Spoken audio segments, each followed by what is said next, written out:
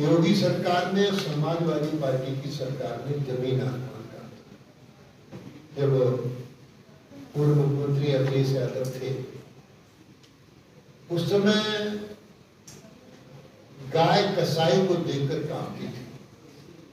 योगी सरकार में अब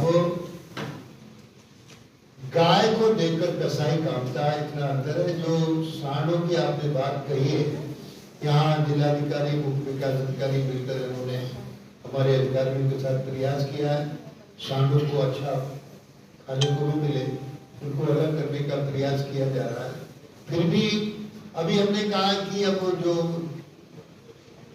बछड़ा बड़ा हो जाता है तो उसको बंधियाकरण करना कठिन है, इसलिए आज निर्देशित किया है जो 3-4 महीने का बछड़ा हो तो गौशालाओं में अभियान चलाकर बंधियाकरण का काम किया जाए, इसके लिए चिंता की। और जो घटनाएं आपने कही है, देखो जान की तो कोई कीमत नहीं होती है, फिर भी समाज, आपके माध्यम से समाज को भी मैं अनुरोध करना चाहता हूँ, दूध देने के बाद गाय को छोड़े नहीं, पालें और 1962 नंबर डायल करें। हमारा मोबाइल वैन है यूनिट, 1 घंटे में डॉक्टर और कंपाउंडर दवा लेके पहुंचेगा, इंतजाम करेंगे।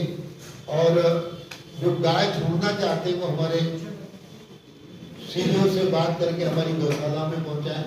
तो हम योगी सरकार गायों के लिए और निराश्रित गौवंश को प्राथमिकता पर ध्यान करते हुए चिंतित है। आगे आने वाले समय में घटनाएं को प्राथमिकता से दूर करें।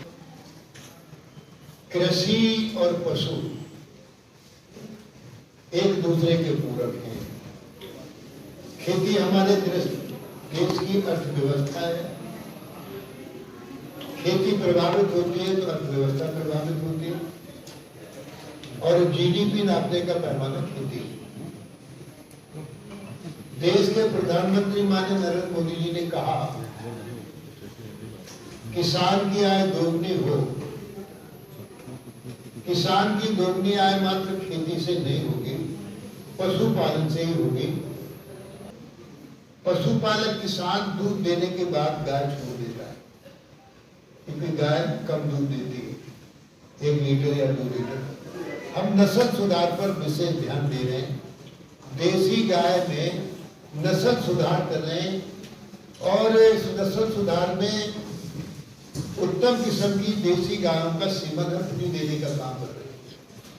और उत्तम किस्म की गाय है साहिवाल गाय, गिरी गाय, हरियाणवी गाय, गंगा तीरी गाय, थार पारकर गाय, ये उत्तम नस्ल की देसी गाय है।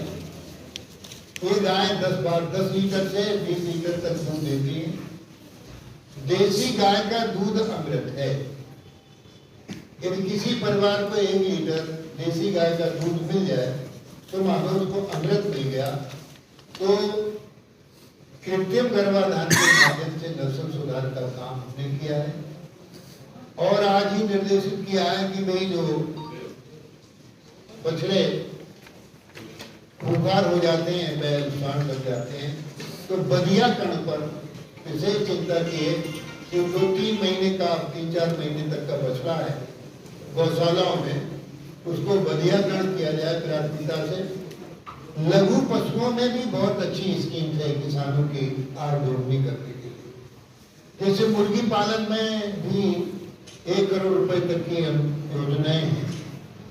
2017 से पहले, जो हमारी सरकार आई इससे पहले, अंडा हमको बाहर से मंगाना पड़ता था।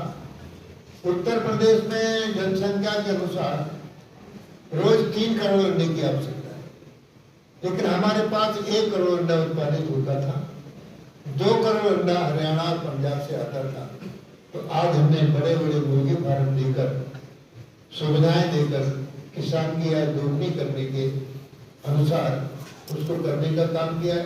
लघु पशुओं में बहुत अच्छी स्कीम से 10 बकरी 1 बकरा, 1,70,000 की स्कीम है। इसमें 90% कामगार है। मात्र 17,000 रुपया खर्च करना पड़ेगा और इस योजना का लाभ मिलेगा। क्योंकि बकरी पालन में अच्छी योजना इसलिए है, डेंगू की बीमारी में बकरी का दूध मेडिकेटेड होता है, 400 रुपए लीटर तक बिकता है। गौशालाओं का फर्जीफिकेशन जो करते हैं, संख्या कुछ है और कुछ लिखते हैं, भरण पोषण की धनराशि का किसी भी तरीके से अपव्यय ना हो। मुख्य विकास अधिकारी सीबीओ को से स्पष्टीकरण प्राप्त करेंगे। जहां पर जो दोषी पाया जाएगा उसके खिलाफ कठोर कार्रवाई होगी। भरण पोषण की गाय की जो धनराशि दी जा रही है उसको कहीं भी किसी भी तरीके से जो 50 रुपया किया है उसका गायों को ही मिले। अभी हमने निर्देशित किया है कि गौ संरक्षण ठीक से हो।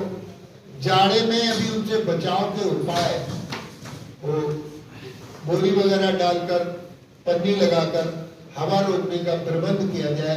स्वच्छता वगैरह, चारा, भूसा, पानी, यहाँ साइलेज और हरे चारे की व्यवस्था होना अधिकारियों ने ठीक बताइए। दोस्तों, आज के वीडियो में बस इतना ही। वीडियो पसंद आई हो तो इसे शेयर जरूर करें। धन्यवाद।